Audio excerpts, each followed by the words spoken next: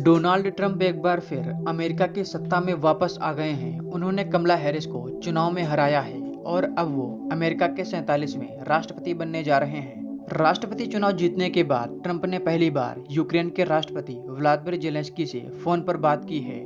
Trump और Zelensky के बीच करीब 25 मिनट तक ये बातचीत चली है।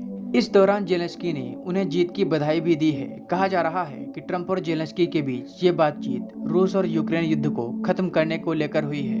ट्रंप ने राष्ट्रपति चुनाव जीतने से पहले ये कहा था कि अगर वो अमेरिका के राष्ट्रपति बनते हैं तो वो 24 घंटे के अंदर रूस और यूक्रेन का युद्ध रुकवा देंगे। ट्रंप के इस बयान का रूस ने स्वागत किया था। डोनाल्ड ट्रंप की जेलेंस्की से बात करने के बाद रूस के राष्ट्रपति व्लादिमीर पुतिन का भी रिएक्शन आया है। व्लादिमीर पुतिन ने कहा है कि अभी तक उनके पास ट्रंप का कोई भी फोन नहीं आया है। पुतिन ने यह भी कहा है कि अगर उनके पास फोन आता है तो वो ट्रंप का फोन जरूर उठाएंगे। पुतिन ने इससे पहले डोनाल्ड ट्रंप को जीत की बधाई दी थी। पुतिन ने कहा था कि डोनाल्ड ट्रंप ने यूक्रेन संकट को खत्म करने के लिए जो कुछ भी कहा है वह बात कम से कम ध्यान देने योग्य है।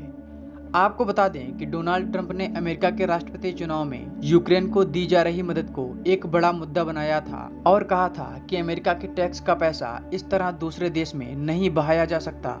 सबसे इंटरेस्टिंग बात यह है कि जब ट्रंप ने जेलेंस्की से बात की तब उनके साथ एलन मस्क भी मौजूद थे, जो इस बात का संकेत है कि अमेरिकी सरकार में एलन मस्क की एक अहम भूमिका रहने वाली है। डोनाल्ड ट्रंप की तरह एलन मस्क ने भी कई बार यूक्रेन युद्ध की निंदा की है।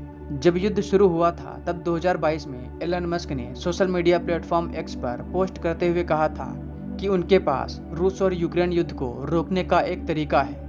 एलन मस्क ने कहा था कि यूक्रेन के जिन इलाकों पर रूस ने कब्जा कर लिया है वहां यूएन की निगरानी में जनमत संग्रह कराना चाहिए, जिससे वहां की जनता ये डिसाइड कर सके कि वो किस देश के साथ जाना चाहते हैं। रूस ने यूक्रेन के जिन इलाकों पर कब्जा किया है वहां की ज्यादातर आबादी रूस से मिलना चाहती है, इसलिए एलन मस्क का यह सुझाव रूस के पक्ष में था।